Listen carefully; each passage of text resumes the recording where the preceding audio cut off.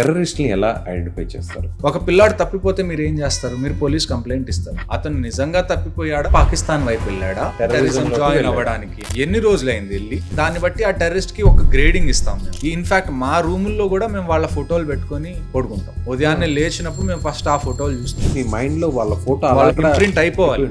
ఒకవేళ రోడ్డు మీద నుంచున్నా అతను మా ముందు నుంచి వెళ్తే మేము ఐడెంటిఫై చేయగలగాలి కదా. కొద్దిగా దగ్గర పోలికలతో కనపడితే యు కిల్ దెమ్. సార్, మీరు ఎక్స్పెక్ట్ చేసింది ఒక ఇద్దరు ముగ్గురు టెర్రరిస్టులు ఉన్నారని, ఒక బిల్డింగ్ లో దాక్కుని ఉన్నారని మీరు వెళ్తారు. అక్కడ వాళ్ళకంటే కూడా ఎక్కువ సంఖ్యలో ఉన్నారు. అప్పుడు ఆ టైంలో మీరు ఎలా చేస్తారు? ఆర్మీ మీకు ఏమని చెప్తుంది అంటే, the first thing that's going to get in a war is your plan. నేను ఇప్పుడు వీళ్ళతో ఫైట్ చేస్తే నా సోల్జర్స్ లో ఎవరికన్నా ఏమన్నా అయ్యే ఛాన్స్ ఉందా? తక్కువ రిసోర్సెస్ ఉన్నా గానీ ఇప్పుడు మనం ఫైట్ చేయక తప్పదు అని అనుకున్నప్పుడు ఫైట్ చేస్తాం. సో ఇప్పటి వరకు ఈ రాష్ట్రీయ రైఫిల్స్ ఎంతమంది టెర్రరిస్టులని, ఈజీలీ సమ్వేర్ అరౌండ్ 10,000 టెర్రరిస్ట్. ఎంతమంది రైఫిల్స్ లో ప్రాణాలు కోల్పోయారు?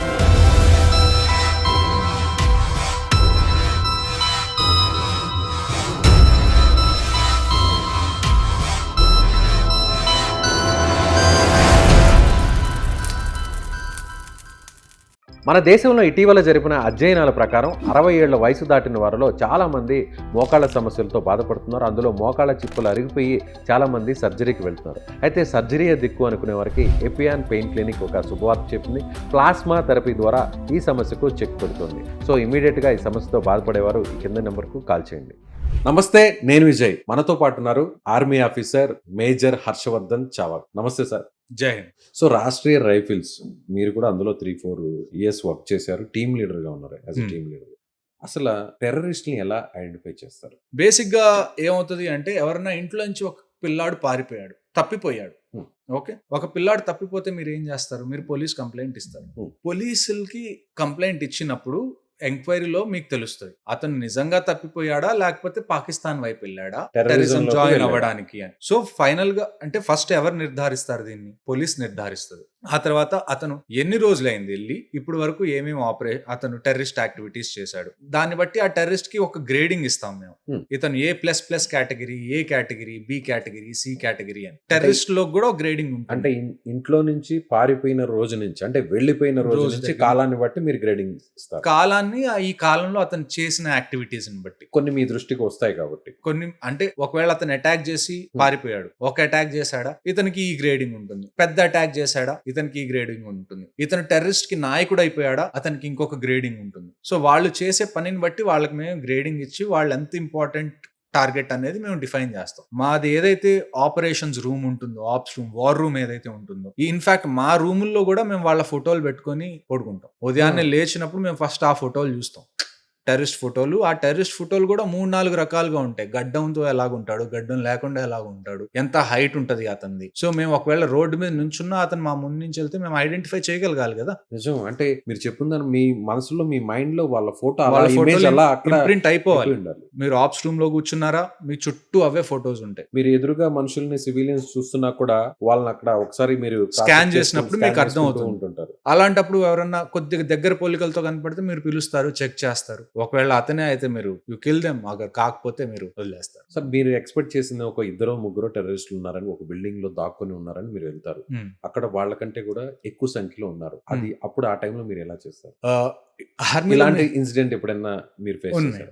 ఇలాంటి ఇన్సిడెంట్స్ కూడా ఉన్నాయి. ఆర్మీ మీకు ఏమని చెప్తుంది అంటే, the first thing that's going to get in a war is your plan అని చెప్పి అక్కడికక్కడే మీరు ఎగ్జిక్యూట్ చేస్తారు. అక్కడికక్కడ మీరు ఇంప్రొవైజ్ చేసుకోవాలి. మీ దగ్గర లిమిటెడ్ రిసోర్సెస్ ఉన్నాయి, ఎక్కువ మంది టెర్రరిస్ట్ ఉన్నారు. మీకున్న రిసోర్సెస్ కన్నా మీరు హ్యాండిల్ చేయగలిగిన వాటికన్నా ఎక్కువ మంది టెర్రరిస్ట్ ఉన్నా గానీ మీరు బ్యాకప్ తొందరగా పిలవగలిగే క్యాపబిలిటీలో ఉండాలి. కానీ బ్యాకప్ వచ్చే లోపల వీళ్ళు వెళ్ళిపోతారు, లేకపోతే వీళ్ళు మిస్ అయిపోతారు అని మీకు అనిపించినప్పుడు మీరు ఆన్ గ్రౌండ్ సిచ్యువేషన్ చూసుకోవాలి. నేను ఇప్పుడు వీళ్ళతో ఫైట్ చేస్తే నా సోల్జర్స్ లో ఎవరికన్నా ఏమన్నా అయ్యే ఛాన్స్ ఉందా, మనం ప్రాణాలు కోల్పోతామా లేదా, అది మీరు ఆ క్యాలిక్యులేషన్స్ మీరు తీసుకుంటారు. ఒకవేళ వీళ్ళు ఇక్కడి నుంచి వెళ్తే నేను వేరే బెటాలియన్ అలర్ట్ చేస్తే వాళ్ళ దగ్గర వీళ్ళు చిక్కుకునే అవకాశం ఉందా? ఇటువైపుగా ఒకవేళ ఎస్కేప్ అయితే అటువైపు అక్కడ ఉన్నటువంటి బయట ఉన్నటువంటి ఇప్పుడు నేను అలర్ట్ చేస్తే ఆ టైం మ్యాచ్ అవుతుందా, వీళ్ళు అక్కడికి రీచ్ అయ్యడానికి వాళ్ళు రెడీగా ఉండగలరా? సో యూ డూ ఈ క్యాల్కులేషన్స్ అన్ని మనం చేసుకున్న తర్వాత అప్పుడు మనం ఒక డెసిషన్కి వస్తాం.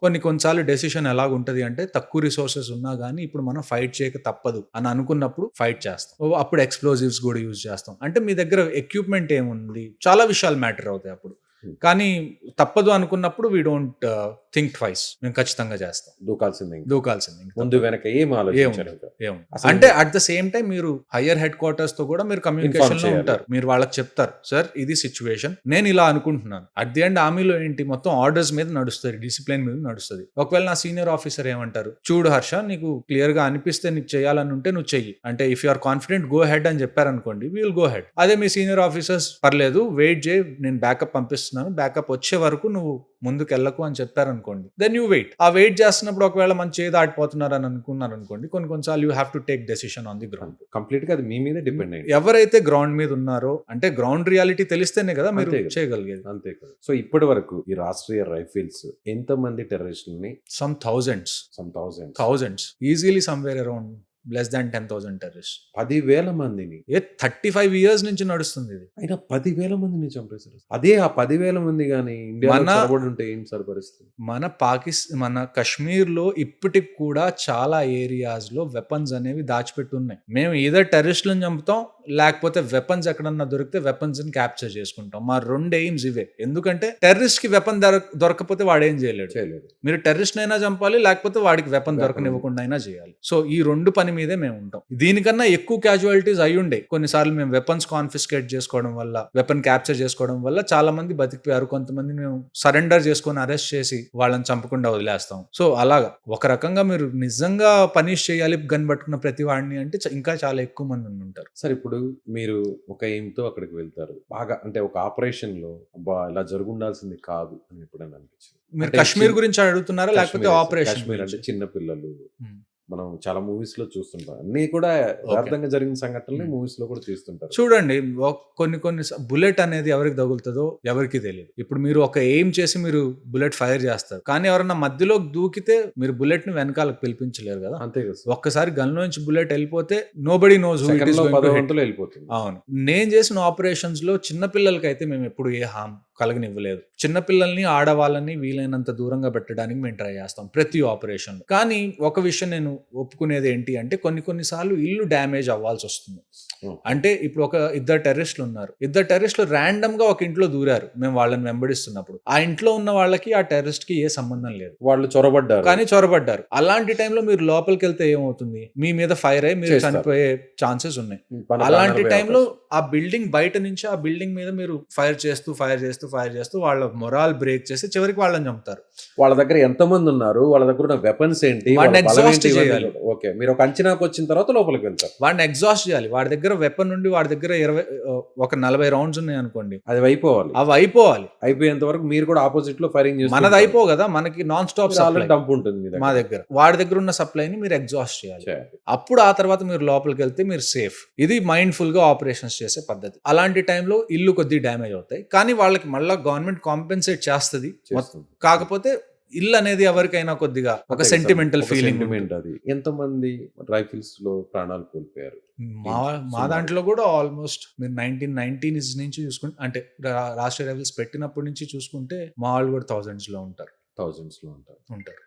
లైఫ్ అనేది 2 వైపుల నుంచి. ఒక 10 మంది టెర్రరిస్టులను చంపేశారంటే ఒక 10 మంది టెర్రరిస్ట్ కి ఒక army పర్సన్ చనిపోయే ఛాన్సెస్ ఖచ్చితంగా ఉంది. ఎందుకంటే నిజంగా ప్రాణాలు అక్కడ తెగించి పోరాటమే కదా సార్. అంతే. నిజంగా గ్రేట్ సార్. నిజంగా రాష్ట్రీయ రైఫిల్స్ అలాగే Thank you. అందులో నేను మిమ్మల్ని ఇంటర్వ్యూ చేయడం నాకు నిజంగా ప్రౌడ్ గా. Thank you sir. Thank you so much. జై.